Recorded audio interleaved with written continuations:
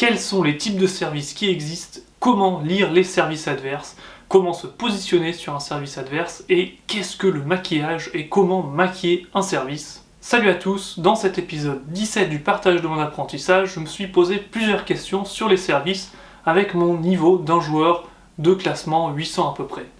Et donc pour chaque question que je me suis posée, j'ai essayé de trouver une réponse et d'apprendre quelques trucs. Vous avez peut-être vu ma dernière vidéo, c'était un match contre Zhuang Zhuang où j'ai perdu nettement. Et donc dans ce match-là, mes remises n'étaient vraiment pas bonnes. Donc là, ça montre que le service, c'est un point très important qui est souvent négligé parce qu'on ne va pas se le cacher, c'est chiant à travailler. Surtout quand on a 1 ou 2 entraînements par semaine et que on a 2 heures devant soi et on préfère jouer avec d'autres joueurs que de servir tout seul à une table, mais le service est extrêmement important. La première chose qu'on peut faire, c'est d'apprendre à connaître les différents types de services possibles, du coup apprendre à les identifier, un petit peu comprendre l'action sur la balle, quels effets il y aura, et donc ça permettra de réagir avec un geste approprié, donc faire une bonne remise. On commence donc avec la première question, quels sont les différents types de services qui existent? Par type, on peut comprendre 2 choses, donc déjà l'effet, alors il y a les services coupés, les services liftés ou les services latéraux. On peut aussi avoir une combinaison, donc coupé latéral et lifté latéral, et il peut y avoir des services sans effet qu'on appelle les services mous. Par type de service, on peut aussi comprendre différentes catégories de services que j'ai essayé de récapituler dans ce tableau. Donc là, les services qui seront listés, ce seront des services que je vais montrer, donc je vais faire une vidéo par service pour tester ces services, voir si à mon niveau certains sont plus simples que d'autres, on verra ça ensemble. Et donc on a dans ce tableau premièrement le service bombe,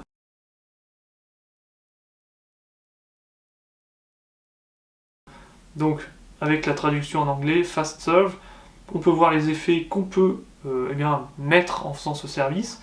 Et ensuite, comme je disais, je vais, après avoir fait les vidéos sur ces services, dire si je trouve qu'ils sont difficiles ou pas quand on est classé à peu près 800. Donc bien sûr, ce sera mon avis, peut-être que d'autres joueurs de mon niveau seront pas d'accord, mais c'est chacun aura ses services fétiches, on va dire. Et donc, le premier c'est le service bombe, le deuxième, service pioche.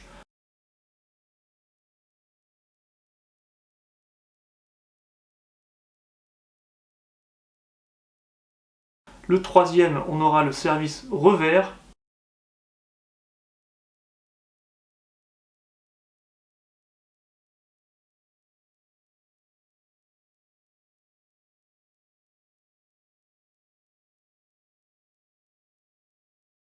On aura le service marteau.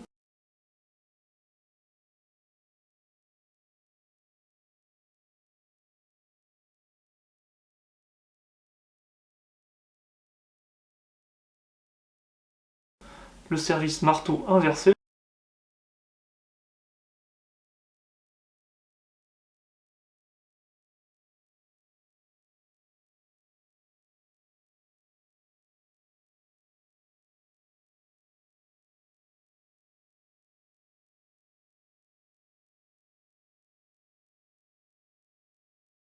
Donc là ça va être très intéressant quand je vais essayer de faire ça, à mon avis, ça va être assez drôle. Le service rentrant.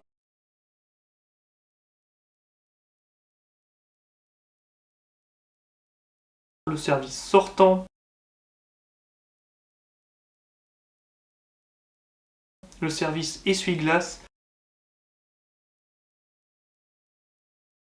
Le service coupé, cette fois-ci coup droit, et le service lancé haut.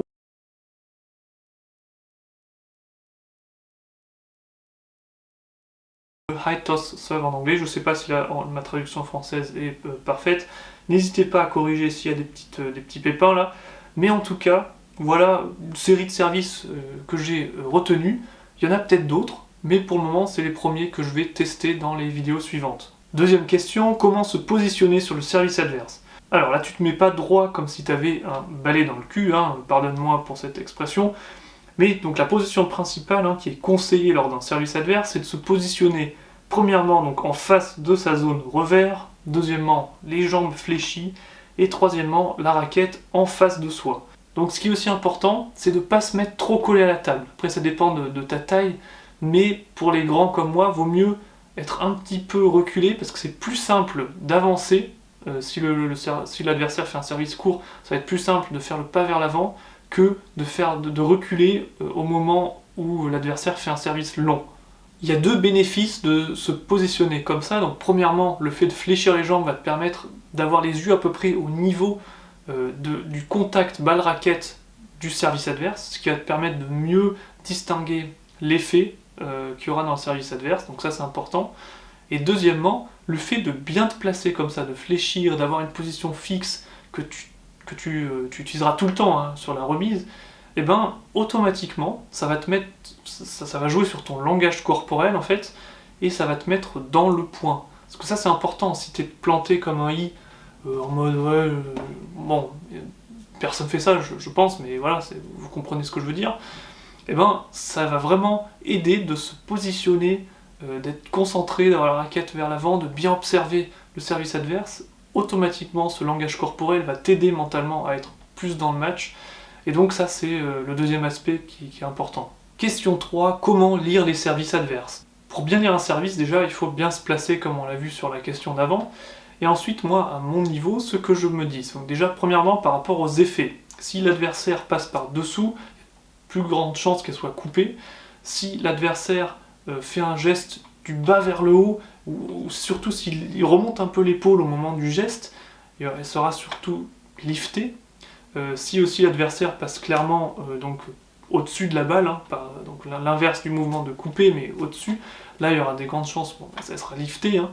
Et si l'adversaire frotte sur le côté, et ben là elle sera latérale. Donc après la combinaison des deux, donc couper latéral et lifter latéral, c'est plus compliqué à voir à ce niveau, mais c'est aussi quelque chose à observer.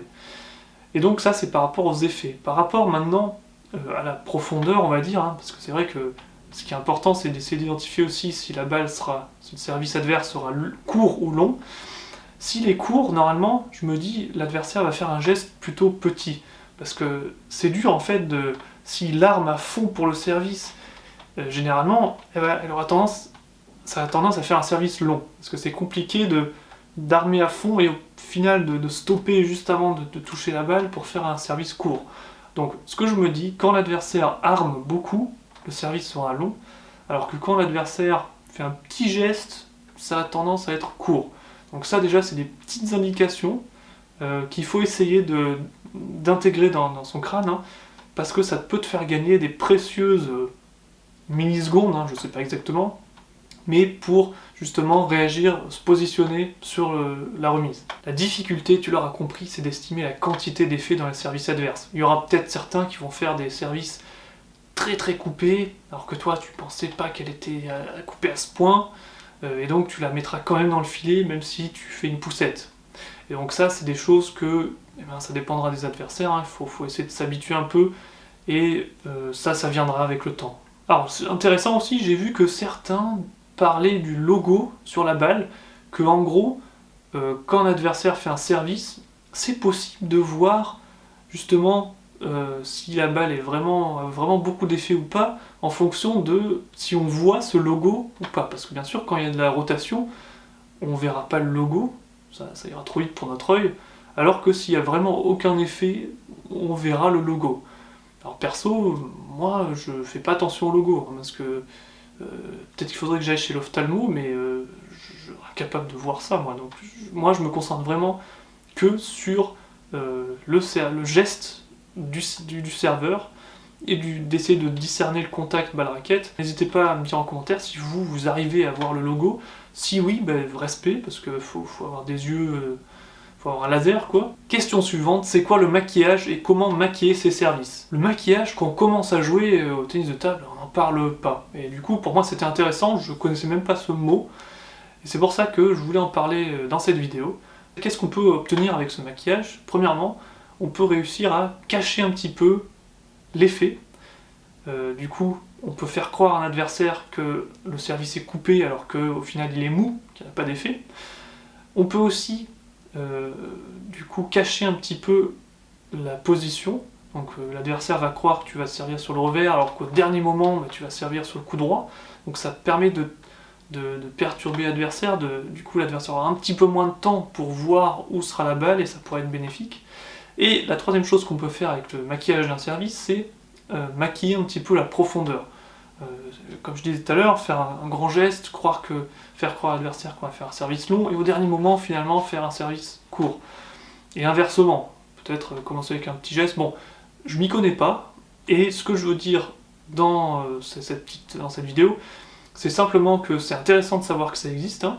Vous allez voir pas mal de joueurs pros, si vous regardez les matchs, ils mettent aussi leurs bras, un petit peu ils jouent avec leurs bras, leurs bras pour lancer la balle, hein, pour justement essayer de perturber visuellement un petit peu l'adversaire. Ça va perturber l'œil, hein, c'est de discerner le contact balle-raquette au dernier moment. Parce que les règles, c'est ça. Hein. Il faut que l'adversaire puisse voir le contact balle-raquette. Donc, tu as le droit de mettre ton bras un petit peu devant, mais au moment où la balle touche la raquette, il faut que ce soit visible. Et donc, il y en a aussi qui font des after motion, hein, des mouvements avec la raquette après que la balle ait touché la raquette, comme Adam Bobrow par exemple, hein, ou même avant de servir, certains qui font bouger la raquette, Mimaito peut-être par exemple, des mouvements avant le service qui permettront de perturber l'adversaire. Le maquillage, c'est pas quelque chose pour des joueurs de mon niveau, c'est quelque chose peut-être au-dessus de 1000, même plus, je sais pas. Mais pour moi, c'est intéressant de savoir que ça existe, et on verra ça bien plus tard. Question suivante, comment me préparer avant un service? Alors, après un point et avant de servir, je prends 2 secondes pour fixer les choses suivantes. Premièrement, quel type de service je vais faire? Deuxièmement, où est-ce que je vais servir, et du coup avec quel effet? Et troisièmement, qu'est-ce que je dois préparer comme pour la troisième balle? En gros, ce que je veux dire, là quand je dis ça, on a l'impression que il va falloir 3 minutes avant le point pour réfléchir, ouais, faire ma tactique et tout.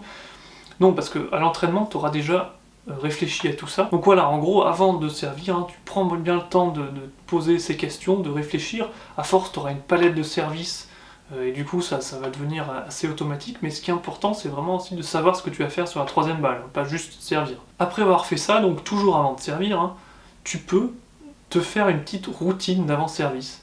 Donc tu vois par exemple Fan Zhendong, lui qui fait rebondir la balle sur la table, t'en auras d'autres hein, qui ont des petites routines, t'es pas obligé de faire ça, mais pour certains ça leur permet 1 de se concentrer, 2 de se relâcher, hein, 3 aussi de se mettre vraiment dans le point. Donc là encore, hein, c'est aussi le langage corporel.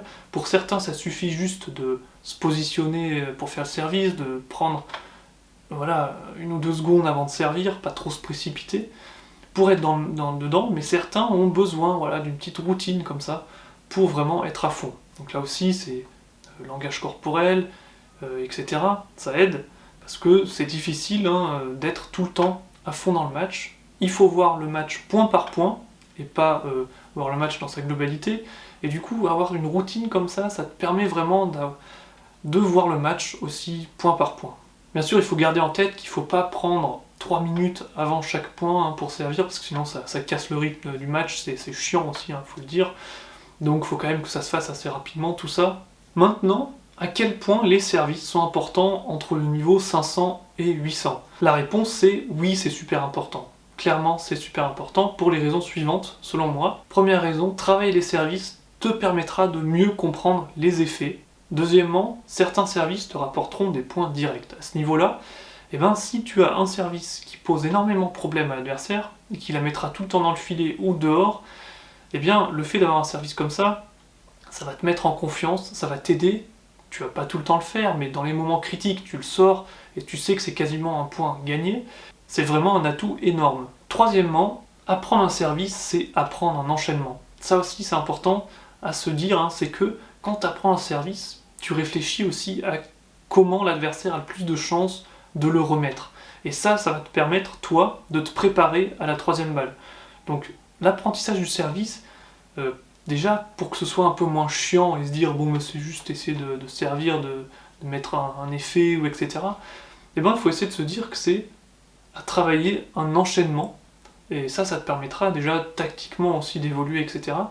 Et donc ça, c'est très important.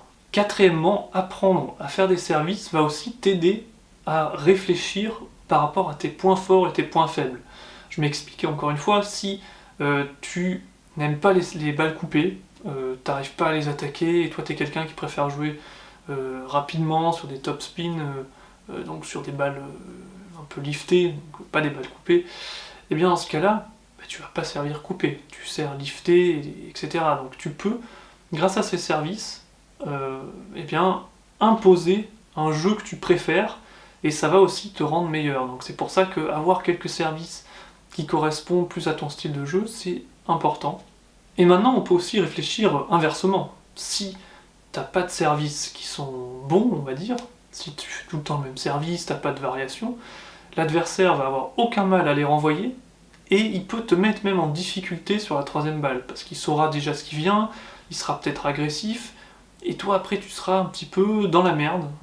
Donc, alors que tu peux être meilleur que lui techniquement, sur le jeu, t'es peut-être meilleur que lui, sauf que vu que tes services sont vraiment trop prévisibles et que lui, il a peut-être quand même un ou deux services qui t'embêtent un peu plus, il peut gagner. Donc voilà, ça c'est pour moi toutes les raisons pour lesquelles le service c'est quand même très important et qu'il faut pas négliger ça. Maintenant, quels sont les services les plus simples pour des joueurs d'environ 500 à 800? Donc ça c'est une question intéressante aussi je pense, mais la réponse je la donnerai plus tard, au fur et à mesure, quand je testerai les différents services, je pourrai dire quels services je trouve les plus faciles à faire, quels services sont les plus compliqués.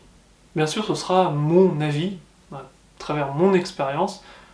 Certains auront une expérience différente et c'est intéressant d'échanger. Et une question importante, qui est vraiment liée au service, c'est comment se préparer sur la troisième balle en fonction des différents services. Donc ça, on va le voir aussi étape par étape quand je ferai les vidéos sur les différents services. Ce sera tout pour cette vidéo. Prochaine vidéo, ce sera donc sur le service bombe, où je vais essayer d'expliquer la théorie du service, moi après montrer comment moi en pratique ça se passe, et essayer de réfléchir déjà à la troisième balle, qu'est-ce qui risque d'arriver, donc un petit peu rentrer dans la tactique, c'est mon objectif. Donc on verra un service par vidéo par la suite. En attendant, portez-vous bien et à la prochaine.